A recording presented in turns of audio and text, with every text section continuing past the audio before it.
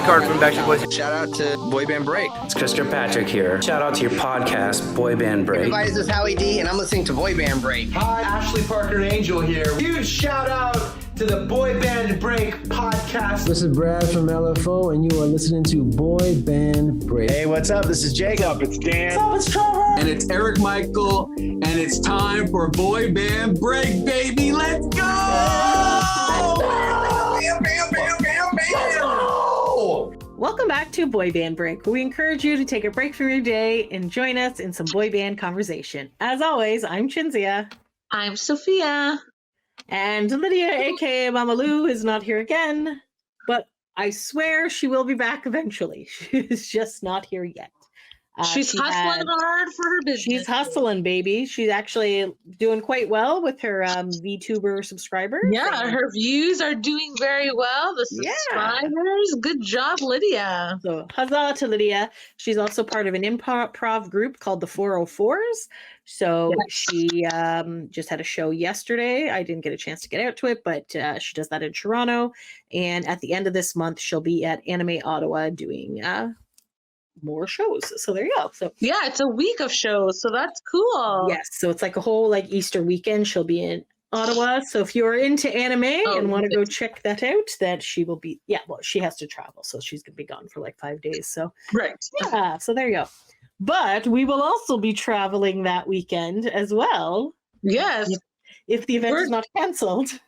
Well, they finally, Eric Michael Estrada and Chris Kirkpatrick finally shared it on their IG story. Yes. So that's good. Yeah, so Sophia and I and our friend Leslie are making a trek to Grand Rapids, Michigan to see a night of symphonic boy bands, which is Chris from NSYNC, Jeff Timmons from 98 Degrees, and Eric Michael Estrada from O-Town, and they will be playing with a symphony.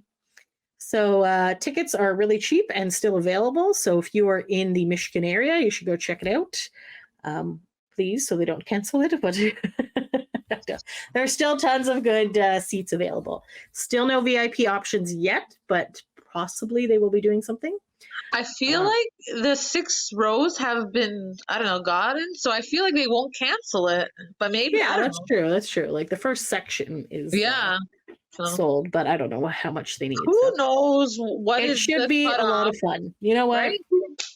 I feel like they're practicing anyways. They might as well. Maybe they get a lot of people who buy last minute tickets to the symphony. Who knows? Or there's a lot of other symphony shows happening. So maybe once they go to those ones, they'll start to see that there's other shows. So anyways, that is not what we were talking about today. So we are also talking about New Kids on the Block. We mentioned last week that they had a single coming out called Kids.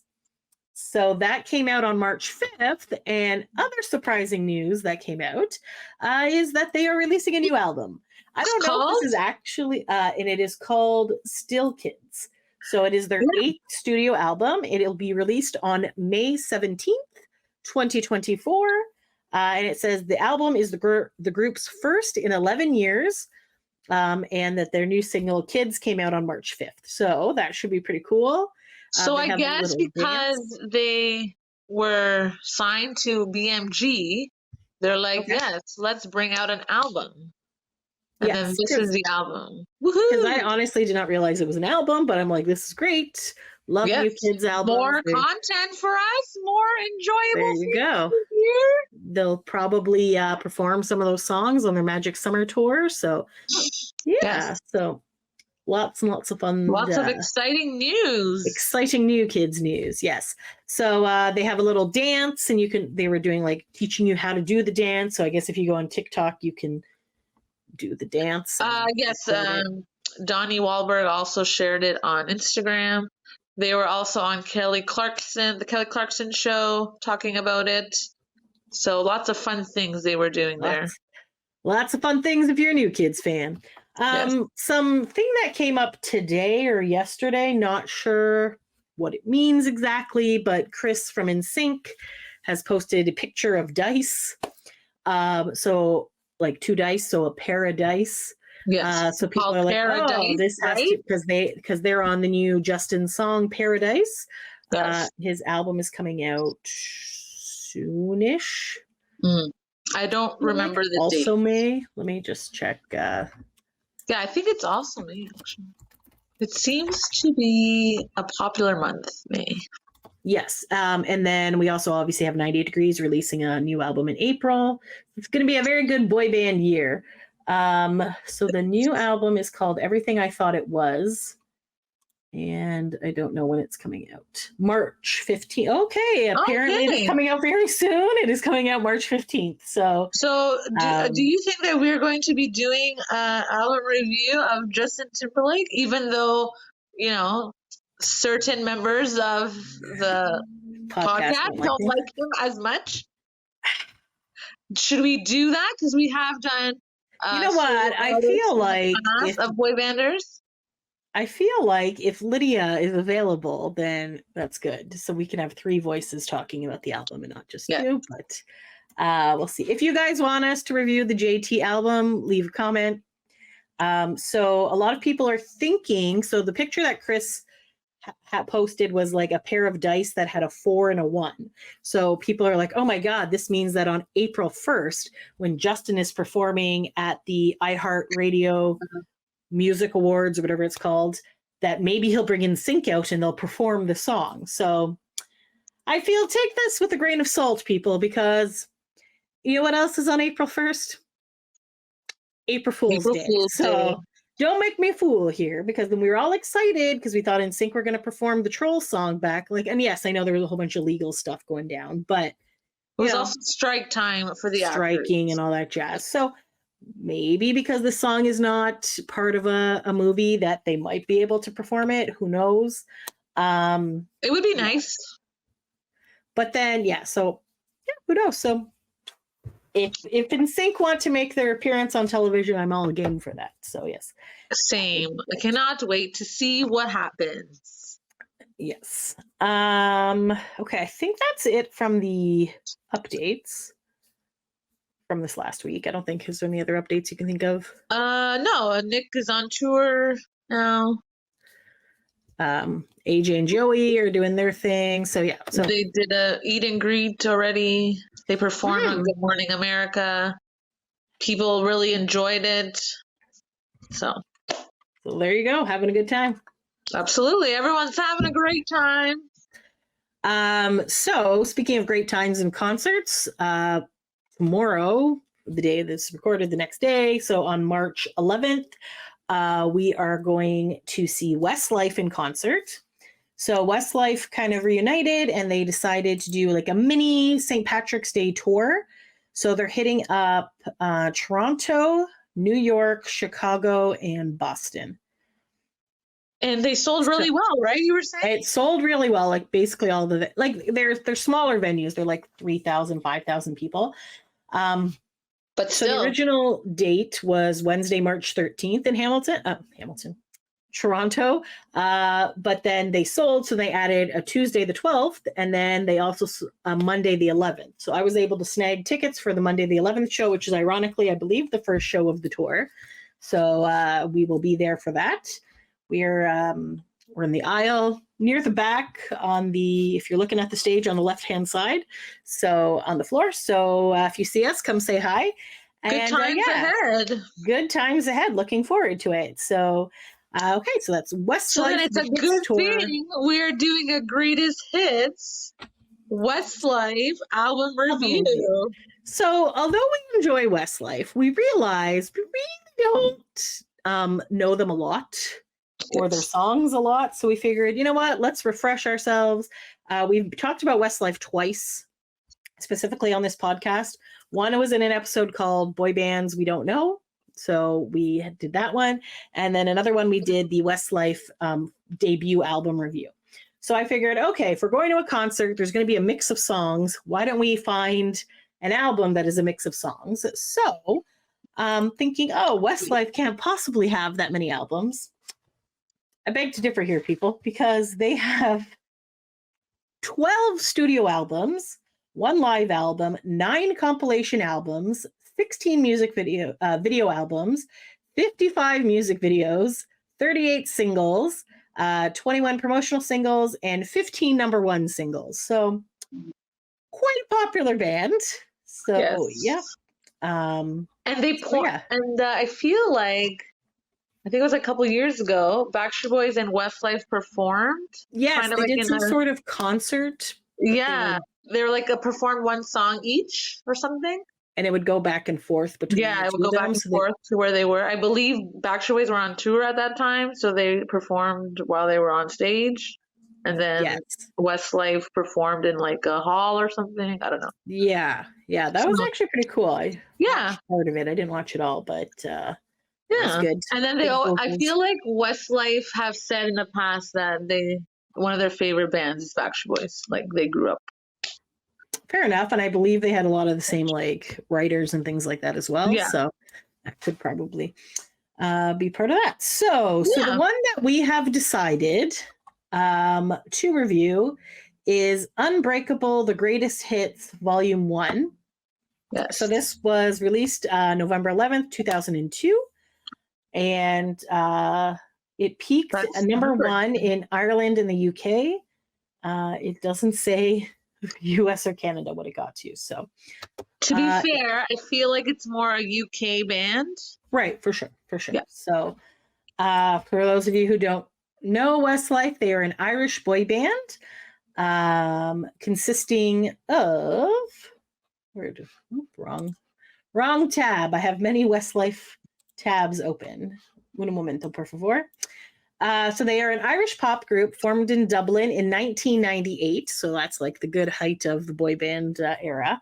Yes. The members consist of Shane Fillon, Mark Philly. I'm sorry, guys. I'm going to screw this up.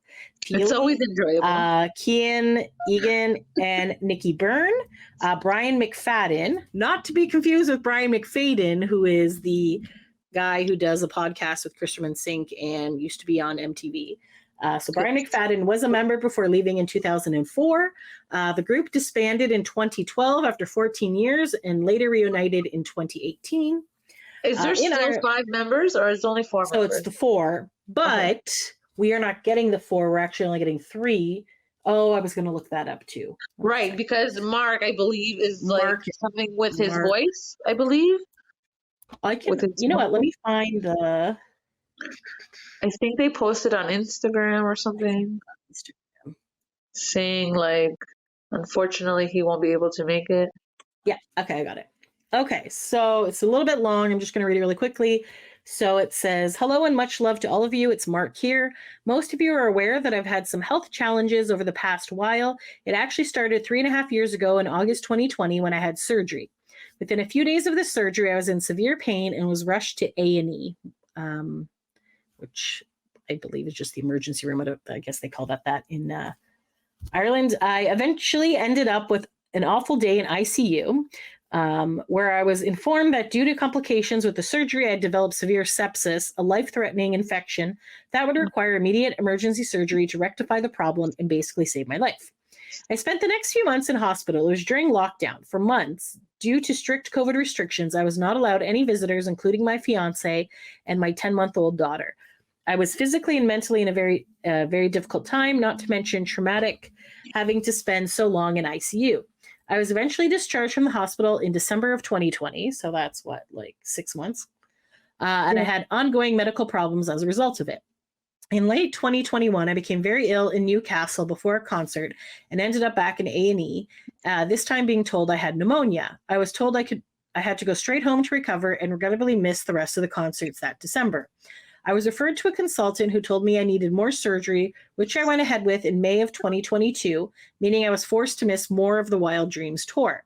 3 months after that surgery, I tried my best to soldier on for you guys and to go back on tour, but unfortunately the physical demands of the concert and extensive travel were proving to be too much. I developed a very large incisional hernia, which I was told I would need further surgery to fix it. This would be my 4th major surgery since the start of it all, but I had no option.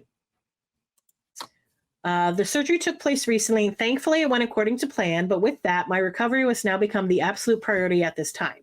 It is with the utmost level of regret that I must now temporarily stand down from all Westlife touring until a time that I had a chance to fully recover from the turbulent journey I've been on through as an individual.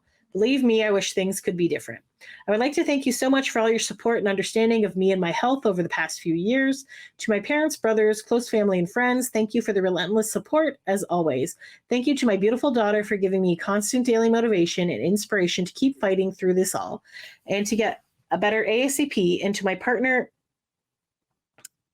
Kayleen, for being there through the most challenging of times. To Shane, Kian, and Nikki, I love you three, and I know you'll knock it out of the park. I'll be there with you in spirit for each and every show, whilst you continue to fly the Westlife flag around the world. And to all the medical staff who held my hand and kept my spirit lifted, you know who you are. My heartfelt thanks goes out to each and every one of you. I'm so devastated I won't be there to celebrate the upcoming concerts with you and the three lads. I hope you know and understand that I should have been there. I was so excited to be there, and that I look forward to seeing you all again and to make some more magic in the future. But for now, I must make the right decision for my health and well-being, for my family, and for myself as a person. Please don't worry. Sending the most positive vibes in your direction. I will see you very soon, beautiful people. Westlife forever. Love, Mark. Feely XX. So Wishing him a speedy recovery. Yes. So wishing him a speedy Sending recovery, and love and prayers. You gotta take care of yourself, buddy. You're the only one who can take care. So there you go. So unfortunately, he will not be at the shows in March for the St. Patrick's Day ones. So okay, so I have that. So like, I don't know, is he like, I don't know if you know how like in the group you have like kind of maybe ones that you don't like or ones that are not. No, he definitely is one of the main singers. Like a big deal. I don't know, but he definitely is. Him a speedy recovery. I believe he sings a lot of the, or maybe I'm thinking of somebody else. I don't know. I don't know all their names. I don't. I feel bad. I feel bad that I don't. So Shane, Mark. I think he's the dark-haired one. See, they don't have all the pictures. I don't know. Like, I'm sure he does a lot of the singing, but I don't know. I think he does. I think they all kind of share a lot of the vocals. So, okay, but I'm just saying, like, I don't know. Yeah. So just putting us like a spoiler almost out there, like we don't know much about them still, even though we've done a couple of episodes on I feel like he sang lead in a lot of music videos, but I'm wondering if I'm confusing him with Shane. So, yeah, Shane is one of the two lead singers. Okay, Mark. And then honestly, Mark is one of the two lead vocalists. Yeah, that's what. Okay. So, Mark is an Irish singer. He is one of the two lead vocalists of the pop vocal group Westlife. They have released 12 albums. Blah blah blah. So yeah, so he is one of the main singers. Okay. So it's kind of like when Kevin left the Backstreet Boys, and then Howie was able to sing more. Yeah, so maybe they'll distribute it now, right? For sure. And someone who in the group didn't have a lot of singing parts now has lots of singing parts. Although, having said that, I have listened to their album and they have a very good like vocal harmony. So I feel like they're able to trade it off. And obviously, if they've done the tour without him before, they already have some practice with rejigging the parts to who has to sing. That's true. So that's good. Okay. Should be good. Yes. Okay. All right. So let's get started. What time is it on your end? It says 18 minutes. Why is 10 minutes always disappear on my side? Okay. Weird. Okay. So anyways, all right, let us get started. So yes. So we decided to go with Unbreakable Greatest Hits Volume 1. So I'll do my quick Wikipedia read through here. So Unbreakable Greatest Hits Volume 1 is the first greatest hits album by Irish boy band Westlife. The album was released November 11th, 2002. The album consists of all of the group's past singles, along with 6 new songs. Hit single Flying Without Wings was re-recorded as a duet with Korean singer Boa and Mexican singer Christian Castro, and each respective duet was included in the Asian and Spanish editions of the albums, respectively. We did not listen to those versions. The first single released from the album was Unbreakable, a UK #1 single. The second single, the AA side Tonight / Miss You Nights, peaked at #3 in the UK and #1 in Ireland. Unbreakable peaked at #1 in the UK and sold 1.8 million copies in the UK alone. The album was the 9th best-selling album of 2002 in the UK. It is also the band's biggest selling album and their longest charting album. The album spanned 55 weeks, so that is more than a year. Yep. On the UK Top 100 Albums chart. This is the 5th best-selling album of 2002 in Ireland. It was certified 2 times platinum, exceeding 2 million sales in Europe. In 2008, the album was reissued in New Zealand titled Unbreakable, The Greatest Hits 2008 New Zealand Tour Edition. The package featured the album plus the Live at Wembley concert DVD, peaked at number 1, and sold a bunch. All right. So That's pretty good because I've always heard like UK is one of the hardest places to chart music-wise. So the fact that they were like number 1, that's amazing. Yeah. Doing great. And it even trickled over to North America. So we definitely heard some of these songs. I definitely heard a bunch of these songs because when I was listening, I was like, I know this song. So yes, when I heard Swear It Again, I was like, yes, I know this song. And then I was like, I know none others. I think this song kind of sounds familiar. So yeah, that's true. There was a lot of songs when it first started. I'd be like, and then it got to the chorus, and I was like, yes, I know this song. So, yeah, okay. So we ended up listening to this YouTube playlist. I'm just going to show it. Possibly, if it starts messing things up, I will not show it. So it was called Westlife, Unbreakable, The Greatest Hits Volume 1 by somebody named KCL. There was 20 videos in this song. However, the album itself only has 19. So they were missing one song, but they added a couple extra songs to it. So we did listen to the song that was missing just now, and we will go back and talk about that. Yes. Normally, when we listen to an album, we listen on like Spotify, but I couldn't find it on Spotify with all the songs. Yeah.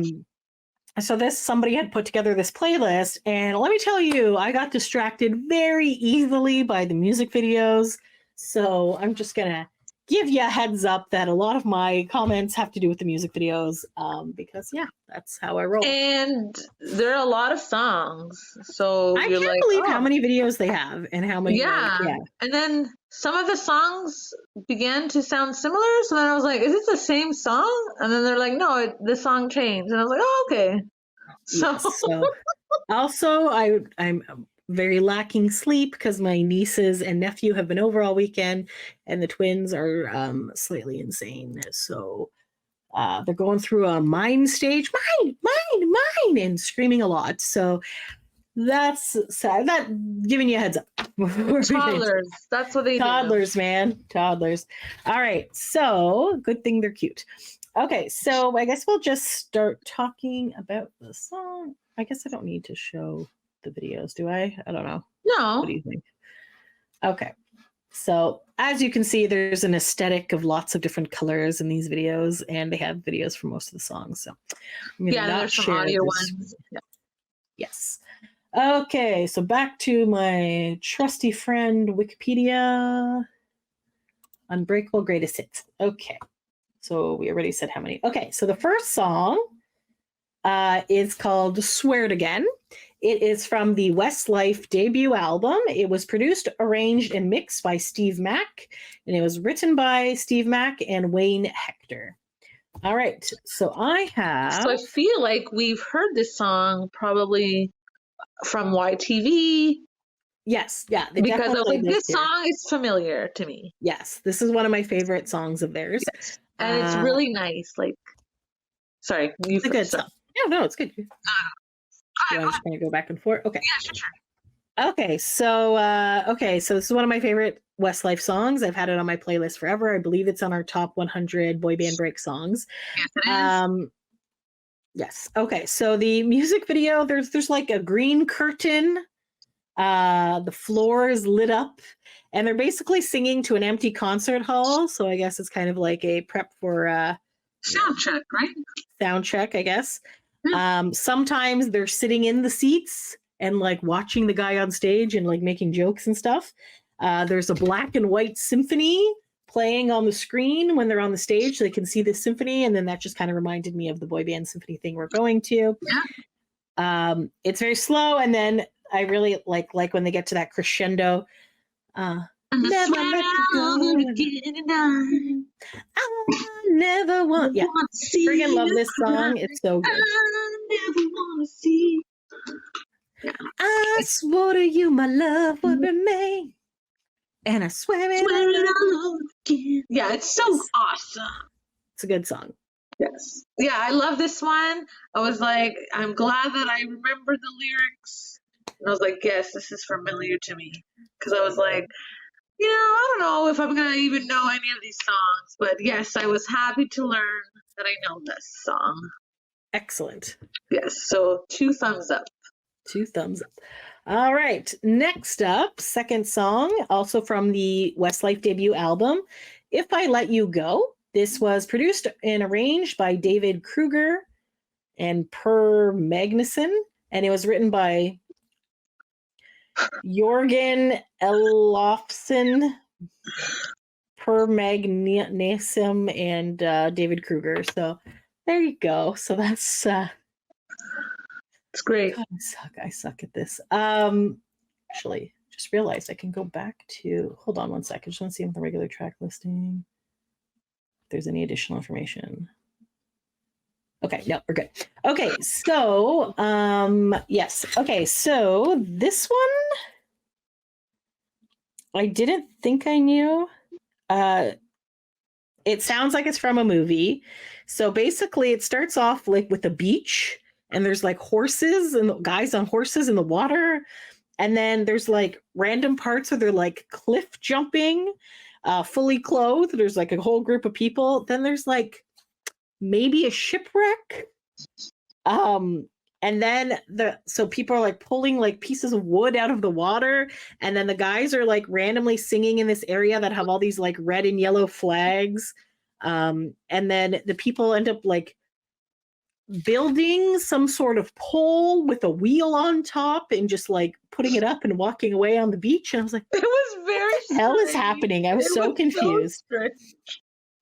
But then basically one of the lyrics that stood out for me is, if I let you go, how will I ever know my life without you? So I feel like there's a big theme in Westlife. It's either about how much they love this person or how much they're sad that this person has left them.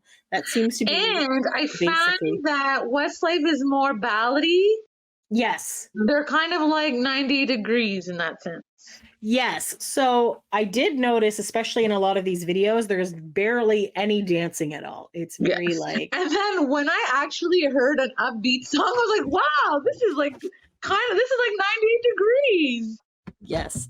Because I was like, 98 Degrees has all of those balladies, and then like there's a couple songs that are a little bit they just more, throw in there, and you're just like, oh, yeah. So obviously they have amazing vocals, and that's their strength, and that's what they're going to kind of go with, right? I just realized that if I highlight over the words of the titles here, it actually tells you a little bit more facts. So I'm just going to go back to that, and then I'll let you talk. So for Swear It Again, it said it was a song by Westlife. The ballad was released April 19th, 1999 in the UK as the first single from their album. The song peaked at number 1 on the UK singles charts for 2 weeks, giving Westlife their first of 14 number 1 singles. And then for this one, If I Let You Go, sung by Irish boy band Westlife, it was released in the UK on August the 9th, 1999, as the second single from their self-titled debut album. It became the band's second number 1 hit, spending 11 weeks at the UK charts. All right, Sophia, what did you feel about this song? So I was like, okay, well, at least one of the songs was good. This one was a little bit like, it was okay. I don't know. I thought the first one was the better song, so hopefully the third song is a little bit better. So, but not too bad, not bad of a song.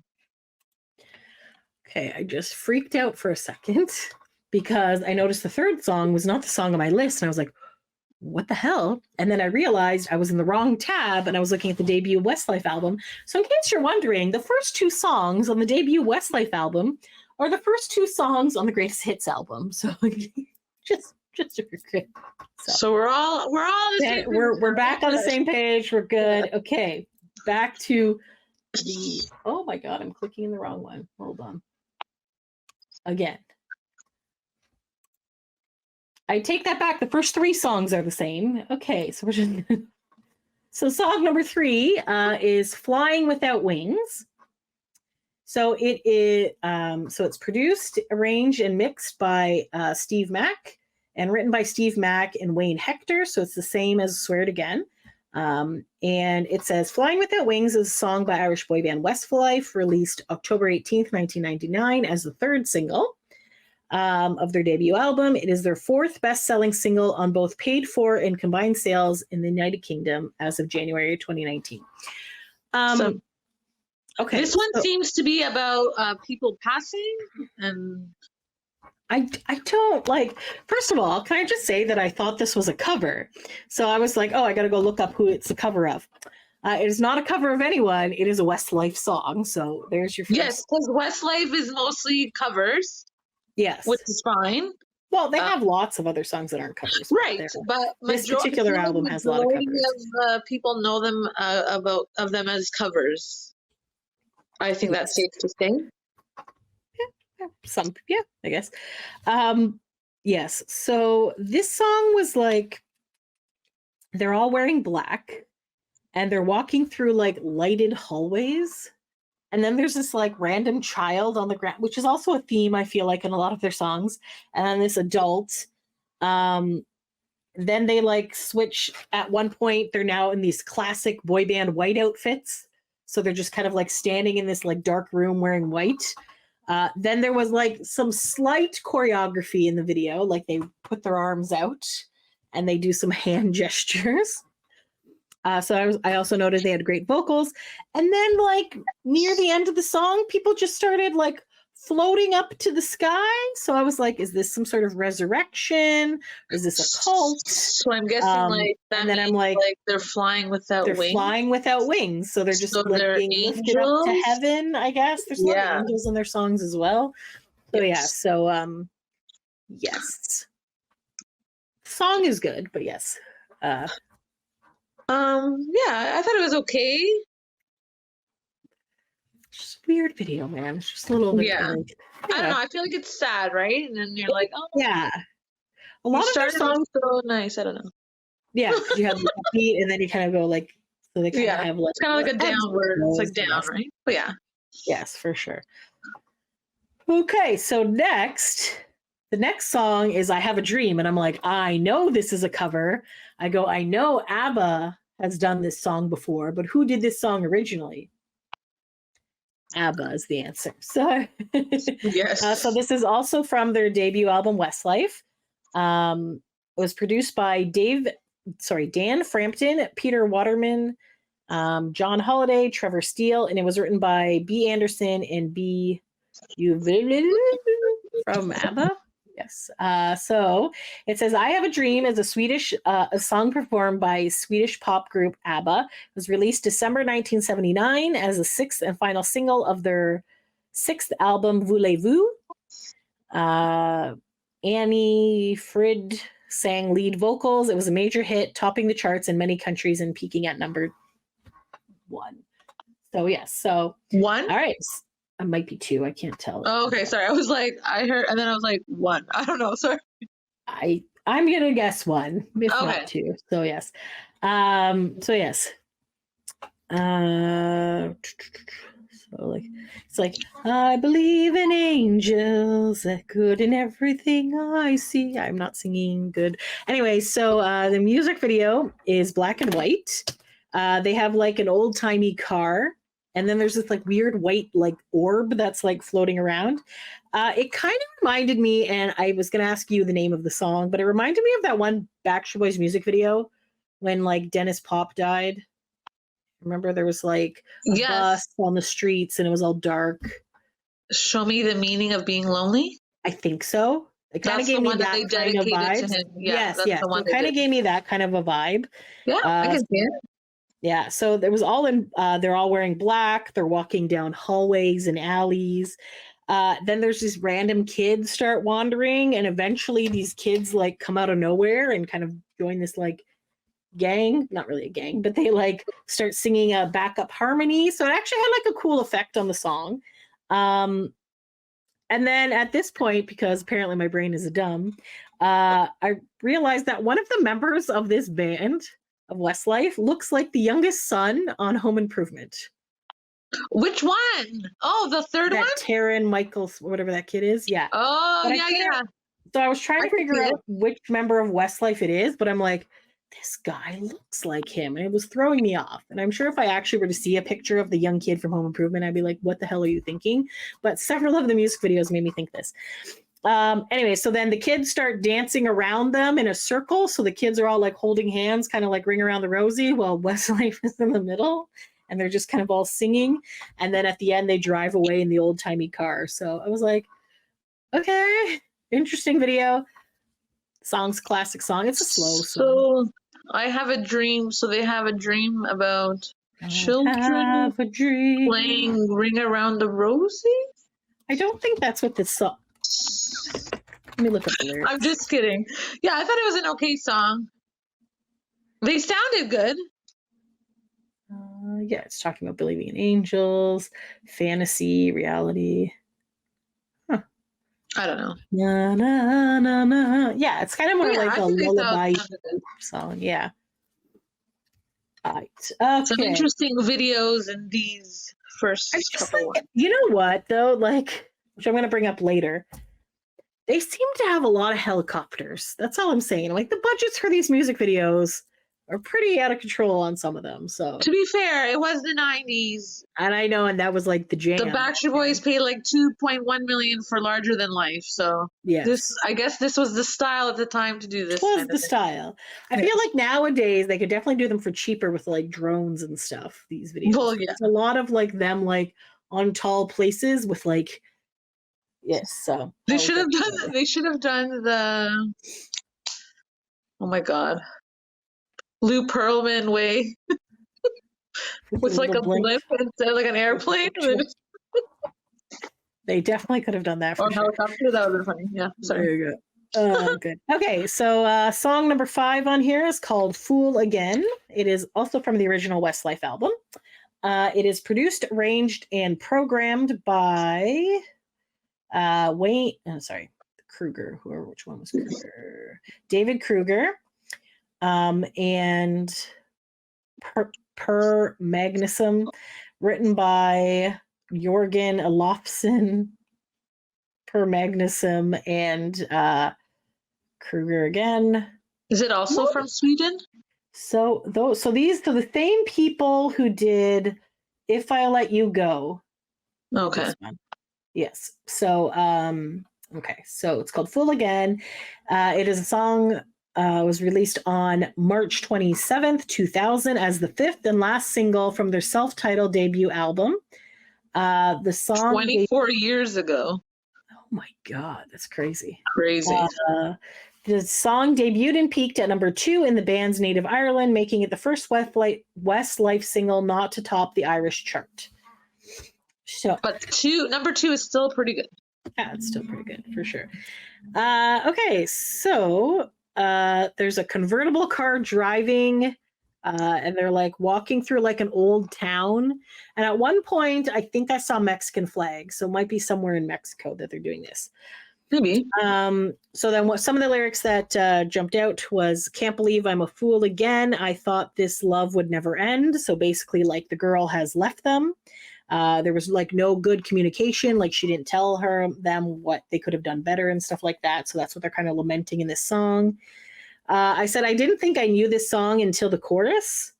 So, but I've already forgotten what the chorus is. So, but when I heard it, I was like, oh, I know this song. So, there's also some parts where they're singing on a red couch, and it kind of reminded me of that other Backstreet Boys music video. I can't remember which one. Maybe different apartments. As long as you love me. I'll never break your heart. I'll never break your heart. Yes, I don't know. Yes. Okay, so then this one ends with them singing on the roof of a very tall building, and there's like a triangle. So it's like a helipad, and it's just like this thing, and I'm just like, why are you wasting so much money on this clip of this? And it looked dangerous. Like they were like not that close to the edge, but they were close enough that I feel like they would fall several.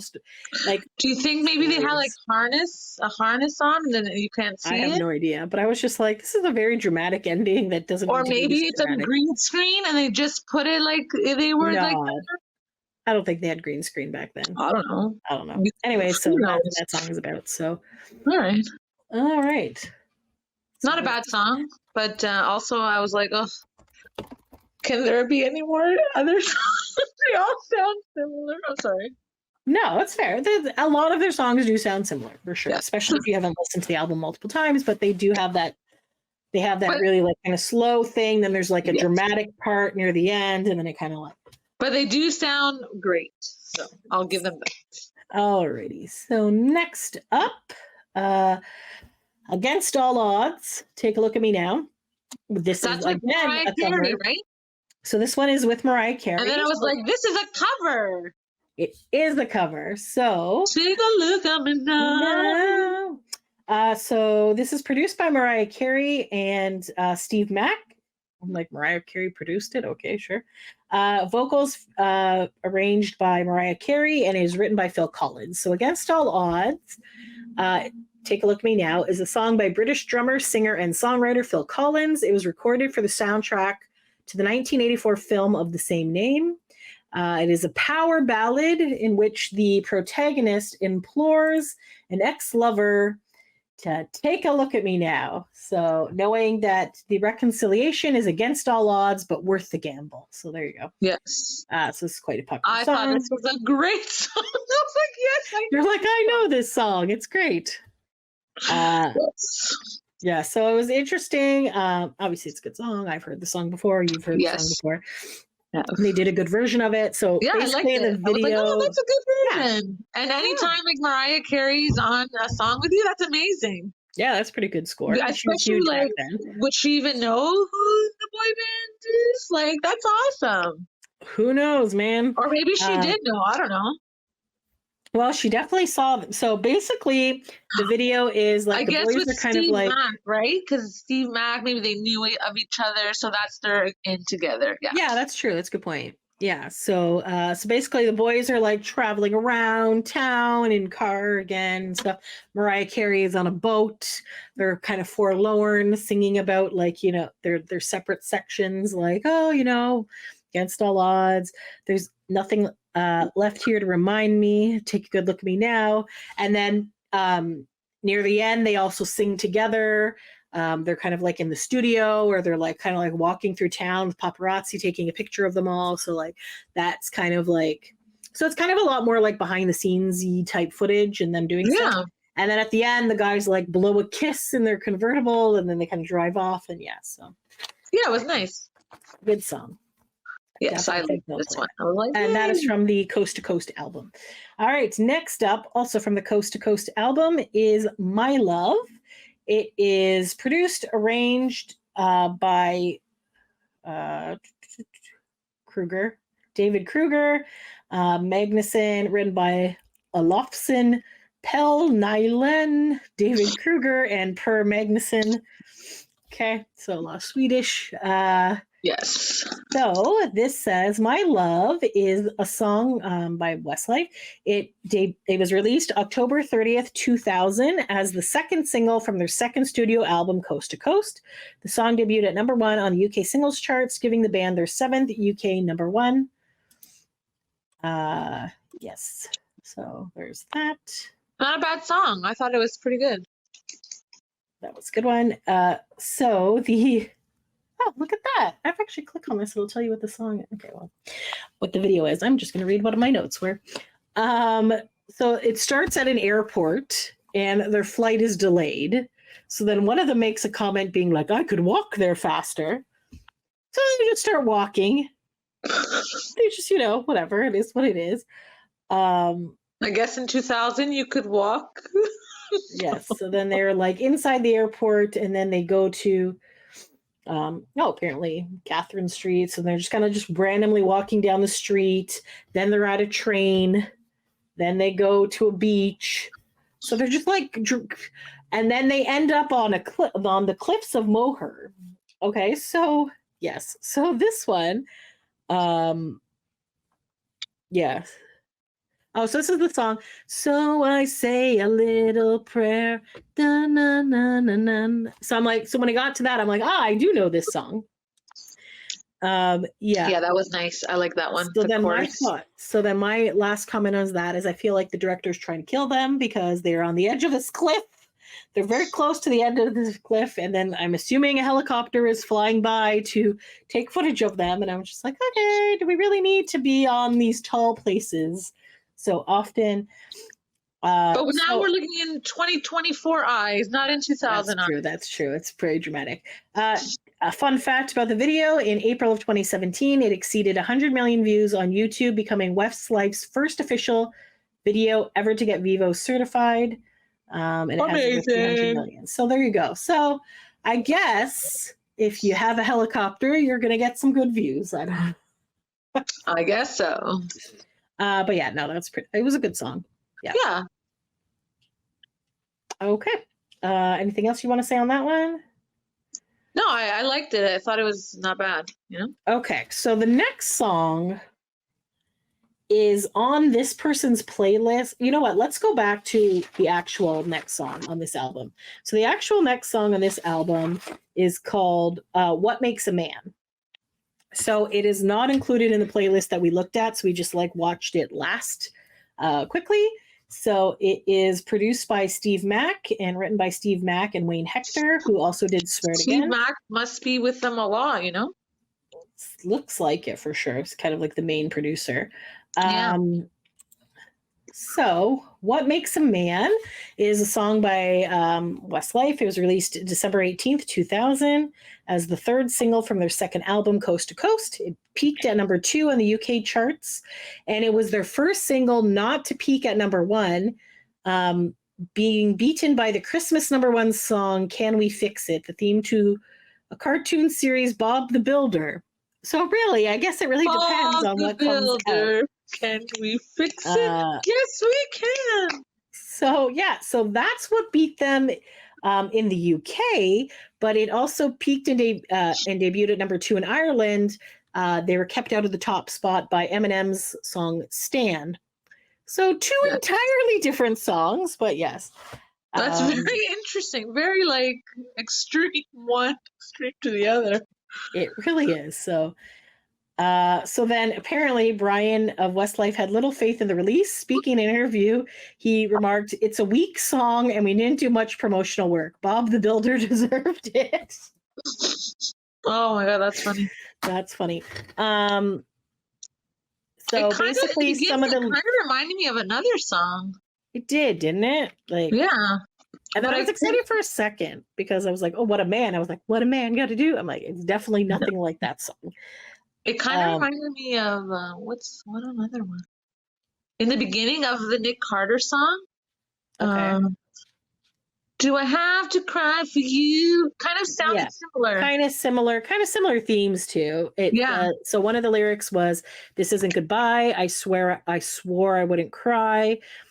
So they drive to a helicopter, and one of them's on a motorcycle. Another helicopter. Own a helicopter. I don't know.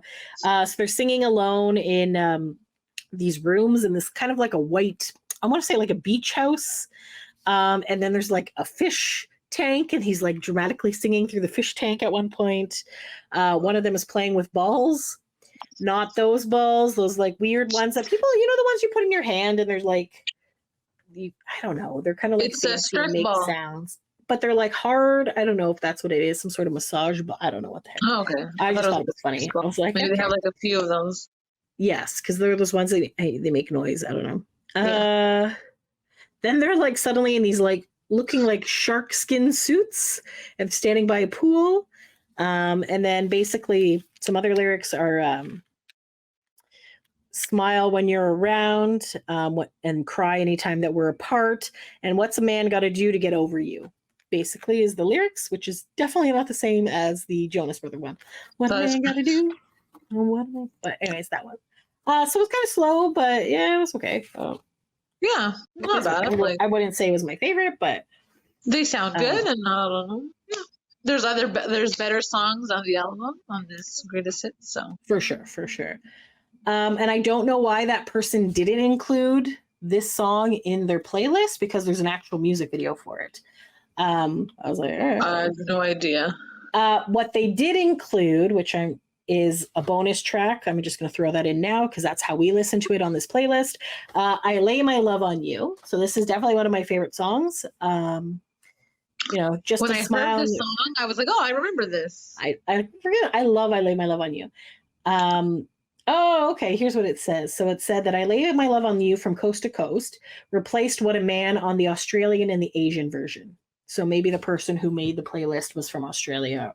Yeah, maybe. Or was Asian. So that is produced by David Kruger and Magnuson Kruger. Un momento as I get the actual back on this. So I Lay My Love on You was released as the fourth single from their second studio album, Coast to Coast, in January 2001 outside of the UK and Ireland. There's also a Spanish version. Entidegi Mi Amor. Is on their South African only release. It's their 19th most streamed song in the UK. Really? I feel like it would have been higher up on that. Background. I Lay My Love on You along with When You're Looking Like That were not released in the UK. In an interview with Westlife, Mark Feely says that the main reason was because they had not had as much exposure in Asia and Australia. And the music video features them in Asia and South Korea, Japan, and Singapore. Many parts were also shot in Singapore, promoting their studio album. Interesting. Okay. That is interesting. That's like one of my favorite songs that we definitely heard in Canada. So it's interesting that was not released in the UK. So there's a lot of them like walking in the rain. Then they somehow end up at like a soccer or football game, which is like Westlife versus United, and then they win. Then it's just like fans in the streets taking pictures, and you can see a lot of those old cameras and the like disposable ones. An autograph. There's at a pool. They're jumping in the pool, which reminded me of that other band that we saw that did that. Remember that music video that Lydia hated? Oh, yes. From the boy band Forever or For. All for what?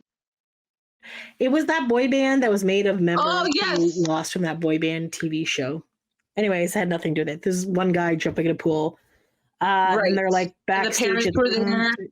Yes, that was the one. That it kind of gave me that vibe. But then like a once in a lifetime, you changed my world. Yes. Anyways, So love this nice. This one is such a good song. I liked it. Yes. Anything else? You good? All right, back to the actual list and not the bonus songs. Next up is Uptown Girl.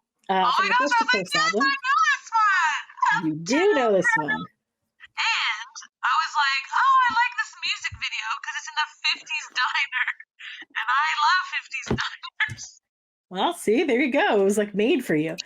So it was produced, arranged, and mixed by Steve Mack. Is that who we're saying his name is? Yes, Steve Mack. It was written by Billy Joel. So Uptown Girl was written and performed by American musician Billy Joel in 1983. It describes a working-class downtown man attempting to woo a wealthy uptown girl. And I think I liked it because when I used to watch Beverly Hills 90210, they went to a hangout called the Peach Pit. And the Peach Pit also is like a diner-esque kind of restaurant. Yes, so it kind of had like that vibe and look.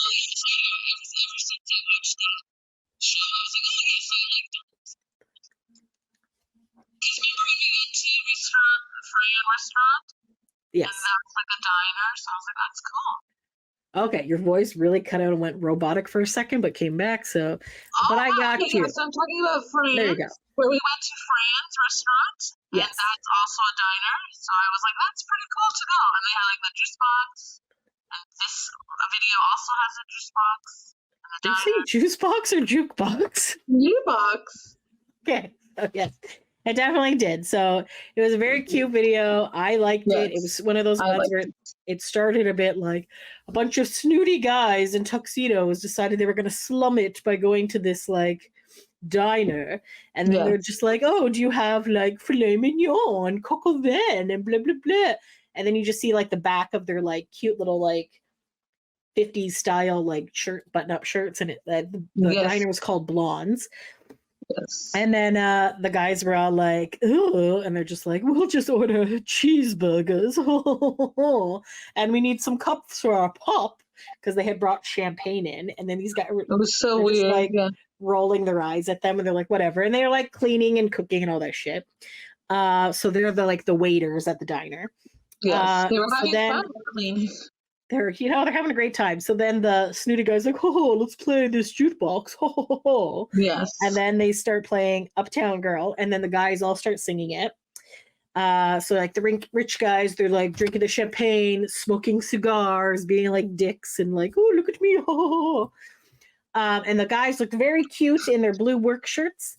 Yes, they're singing and cleaning, and then this blonde woman walks inside, and she looks very like posh, and I thought I saw who the actress was. Hold on one second.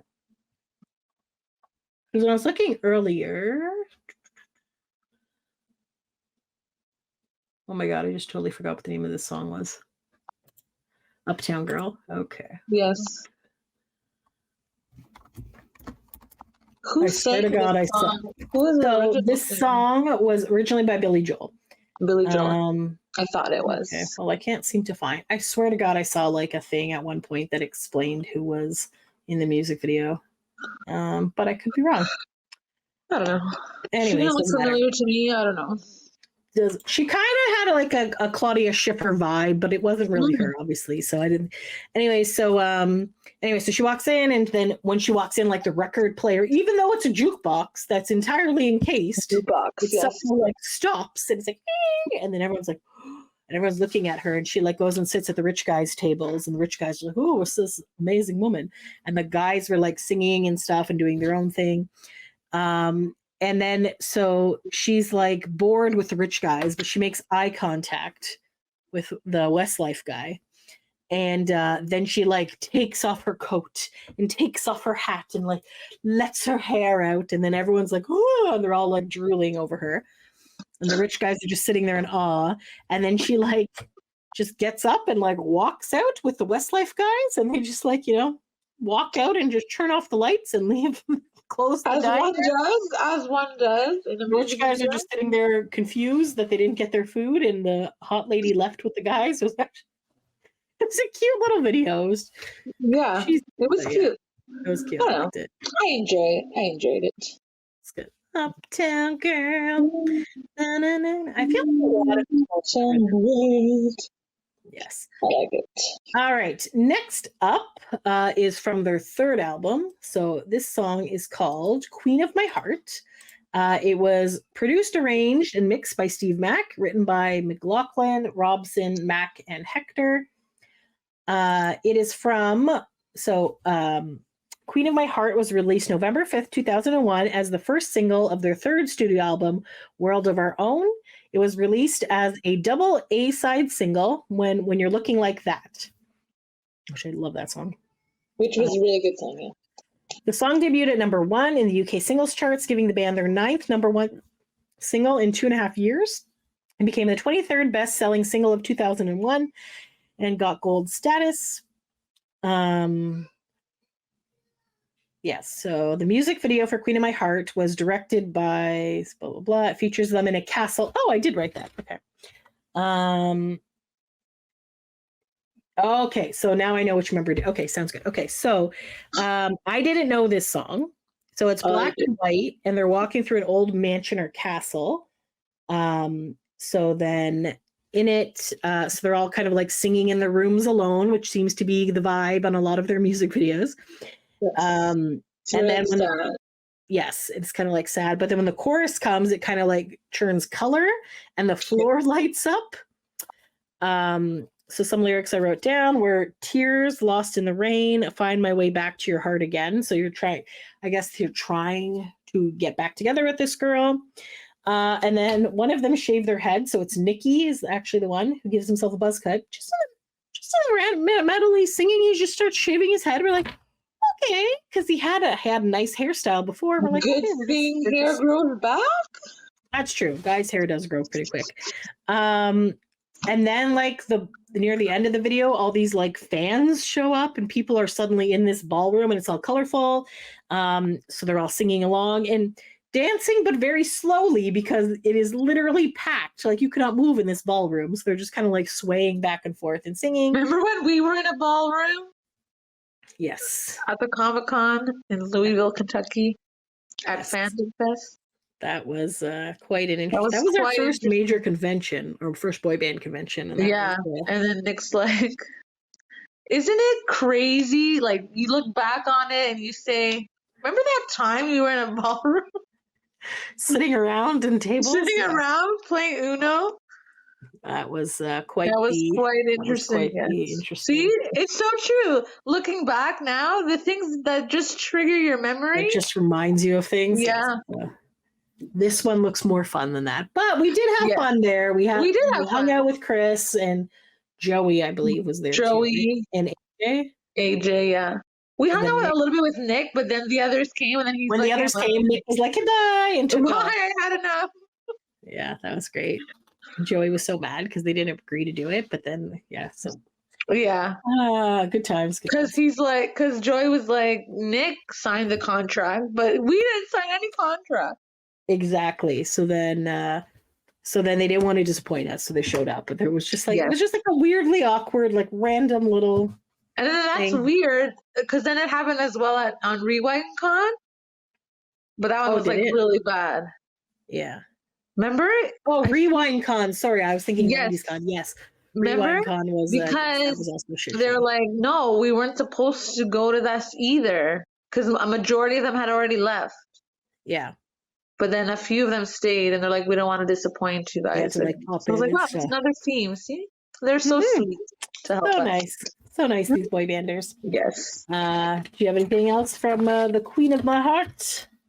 It was an okay song. I didn't really care for it too much, but it's Fair enough, there. fair enough. All right, next up, called World of Our Own. It is from the album World of Our Own. It is produced by Steve Mack, mastered by Ted Jensen, also produced by Andy Zula, Stevie Two Bars, written by Steve Mack, Wayne Hector, Dennis Morgan, Simon Climby. So Steve Mack is like their Max Steve Martin. Mack's of their Backstreet guy, Boys, man. you know? I guess, yeah. World of Our Own was released February 18th, 2002 as the second single from their third album. The song peaked at number 1 on the UK singles charts, becoming their 10th number 1 single. It's the 40th best-selling single of 2002, multiple platinum.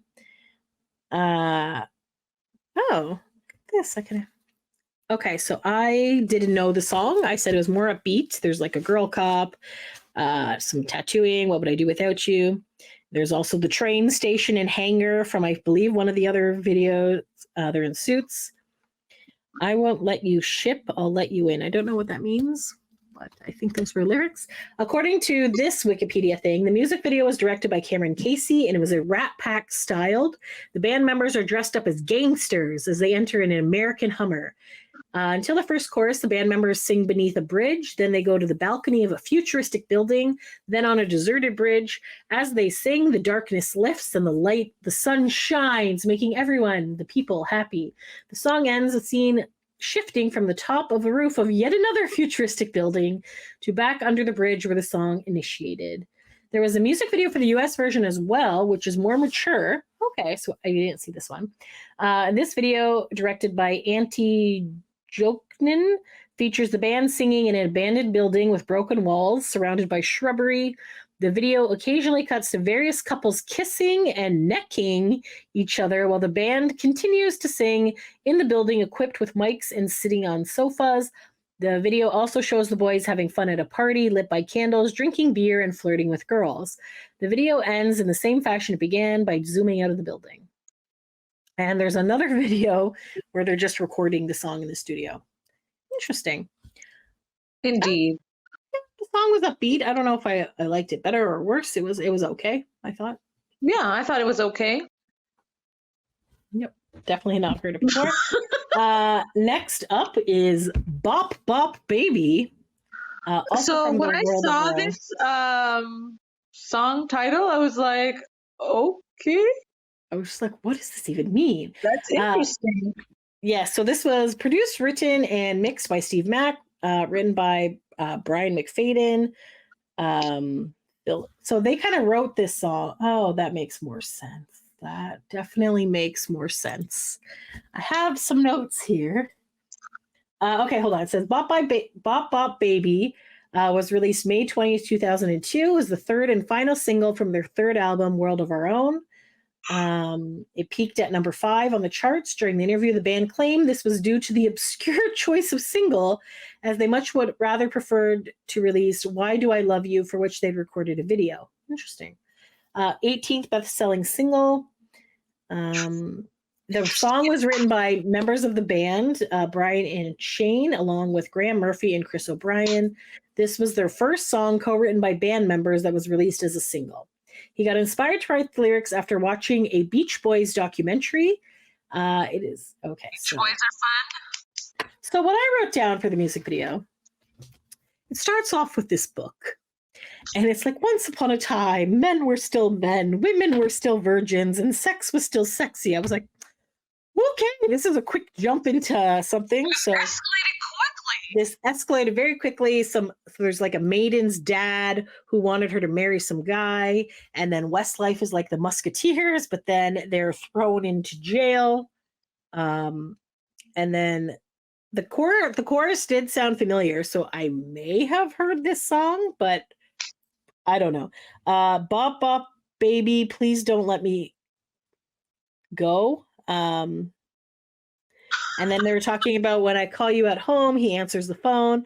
And then the girl is getting married. And then there's a pigeon that brings them a note to jail. And then there's escape and they ride horses. And then they break into this wedding on the horse. And then there's like fencing.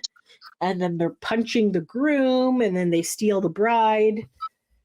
It was a few weird videos in this compilation of videos. It definitely I guess they figured they wanted something different. You know what? Now that I mention that, this apparently has a little thing about this music video. So let me read what it says on Wikipedia. All right. The video for Bop Bop Baby was initially to be directed by Vaughn Arnell and was to feature the band in front of the Irish skyline. Instead, the video was directed by Max and Danya. The video was supposed to have Naomi Campbell as the leading lady, but she canceled her participation at the last minute, and Leah Wood took over. The video was filmed at the University of Hertfordshire. It took 32 hours to film. There were 25 extras on set, 7 stuntmen, 2 horses, and Ganty Yates, the costume designer for Russell Crowe's Gladiator. The video is set during the medieval times. At the start of the video, it is said that a beautiful maiden wishes to marry for love, but her father wants her to marry Duke Vincent, played by Vinnie Jones, the vilest man in the kingdom, for money. The band members serve as musketeers who are imprisoned in a dungeon by the Duke. McFadden attempts to approach a nearby prisoner, but is scared off. The 5 members break free, riding on horses, arrive at the wedding, and battle the Duke's men. At one point, Kian and Mark nearly slash each other, screaming in the process before getting attacked by the Duke. The band members attack the Duke before fleeing the church with the maiden. The Duke is in pursuit. The Billboard magazine called the video unintentionally hilarious, as well as a righteous masterpiece. So, you know what? It was a story within a story. So it was definitely something. Okay, moving on. We're getting closer to the end, guys. Okay, number 13 is When You're Looking Like That, and it's from the Coast to Coast album. Can you, after listening to like the slow songs, and you're just like, oh please, there's gotta be like a good one. Obviously, September was good, right? Don't get me wrong. But then you're like, yes, this one's upbeat. This one was fun.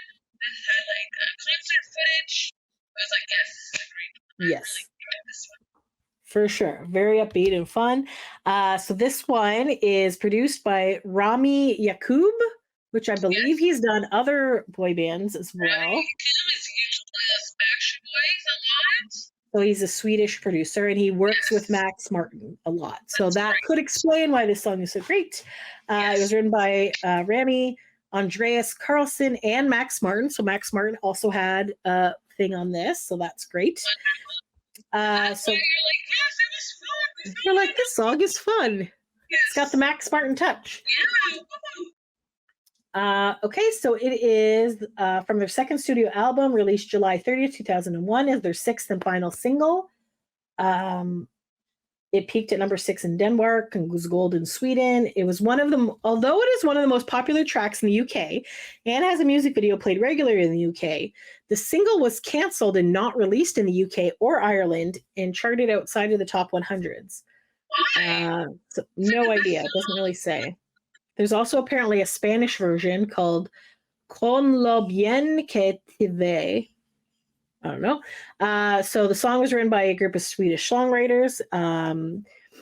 And so, yes, it was not released in the United Kingdom. In an interview with Westlife, Mark said that the main reason behind it was because they had not had much exposure in Asia and Australia. So again, this was one of those other ones. So the music video features a montage of their concerts, fans, autograph signing, and album signing. Miss South Africa 2000 and Miss World 2001. Finalist Joanne Strauss is featured in the video. This is their second video to feature fans and fifth video throughout their career. I said it sounded very familiar, so I've definitely heard it before. So it's very behind the scenes, concert, meet and greet practice. How am I supposed to leave you now when you're looking like that? I really like that. It's a fun, upbeat song. Really love that song for sure.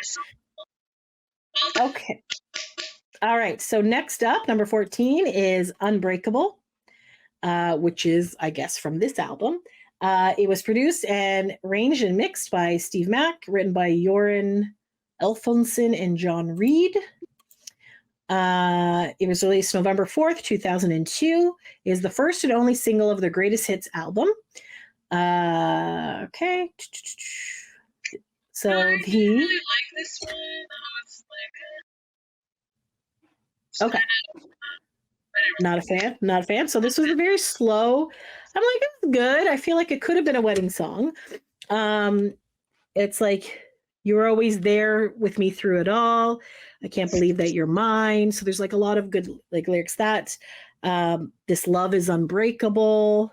So basically there's a girl and a guy on an island. The guys are singing on an unbreakable billboard that just happens to be on the beach. Don't really know. Then there's like a car accident on a wedding day and the guy dies and the girl's traumatized and crying in the bathtub. So let me see what. She's like unbreakable, right? Because even though he died, she has. But then she throws the flower at the end. I don't really.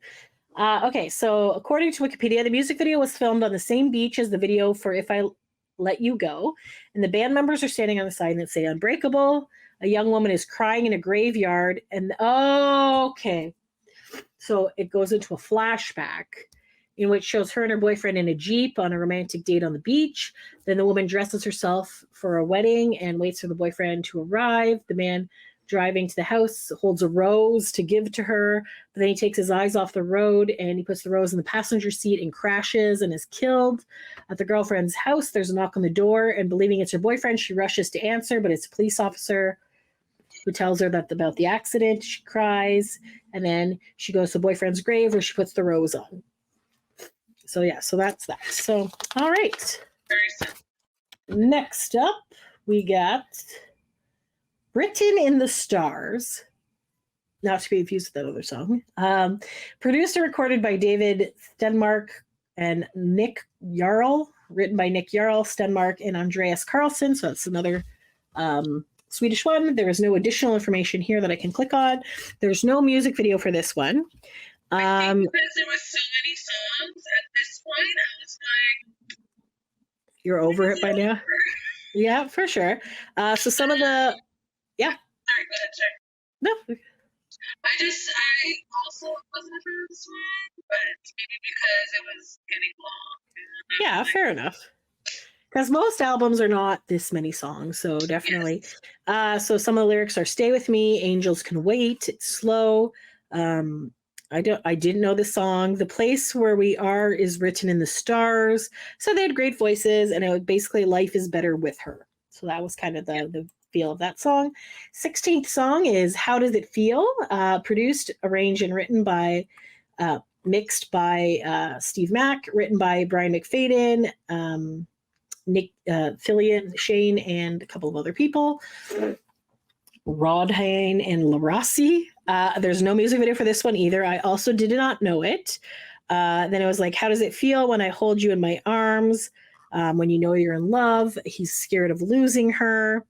"Loving you brings me to life." I said the song was not bad. Not the greatest, but again, as you're saying, I'm nearing the end of this very long album, and I'm just like, I'm kind of tired right now. So yes, and then you're like, okay, these songs kind of sound similar, and like, when is it going to be over? yeah, basically yes. Okay, so then number 17 is "Tonight," not to be confused with the New Kids on the Block song. La la la la tonight. I like that one better. So this is produced and arranged and mixed by Steve Mack, written by Steve Mack, Hector, and Alpha Son. This one, there's a lot of rain. They're sad and singing alone. This seems to be a theme of a lot of their songs. So the girl leaves in the car with the other guy, another girl and guy. And then he's like, "I'm going to make it up to you tonight. You know how much I missed you." He also talks about banging her. I was just like, this is a weird mix, but okay. Yeah, I don't think it should have been in there if it's like supposed to be sad. It's supposed to be like, yeah, he's kind of like, "Oh no, don't think that I'm like not paying attention to you. I guess because you're on tour. I don't know. I don't want you to feel like you're taken for granted." So then, and then I kind of zoned out a little bit. So I'm assuming it's the original boyfriend and not the guy and the girl in the car that they've been in. He gives her a key. So at like a bus shelter, like bus station, there's like a freaking locker. And then there's a dress inside, and then they get married. I was like, what just happened? So I think it's about. A lot of plot. I feel like I don't know if I zoned out or what, but yeah. So basically, it's about a guy saying like he appreciates this girl, yada yada yada. So, yeah, good times. Okay, so next up, "Love Takes Two." Oh, Okay, sorry, I hold on. really like this one as well. I thought it was awesome. And I was like, yes, another good one that I can sink my teeth into. That I can enjoy. I'm not bored anymore. Thank you so much. You're not bored, you're awake again. Okay, sounds good. So "Love Takes Two" is written, arranged, and produced by Steve Mack, written by Mack and Hector. There's no music video for this one either. And it's "Love Takes Two, time and time. We've talked it through." So he's kind of basically more committed to this. It does have that good dramatic crescendo at the end. It has like, I feel like guitar. It's like a vintage Westlife. Yeah. So it's I don't know what I wrote. Not bend more. I don't know what that means, but I wrote upbeat. So yeah, so it was a good song. So for sure. And then number 19. So this is the last one on the Wikipedia article. It's called "Miss You Nights." It was produced, arranged, and mixed by Steve Mack and written by Dave Townsend. It was released on November 4th, 2002 as the first and only single from their greatest hits album. No, that's not. I clicked the wrong one. A song written by Dave Townsend, made famous worldwide by Cliff Richard. Okay, so I guess this is the song. So I guess this is a cover. I didn't realize that. So the original person wrote it in 1974 while his girlfriend was on vacation. So basically, they're in this video, they're in another castle. They're sitting in rooms on thrones, random rooms. There's a girl with a necklace. These "Miss You" nights are the toughest, so it's the longest. So it's talking about how much they miss them, and I guess they're on tour and stuff like that. So that was that song.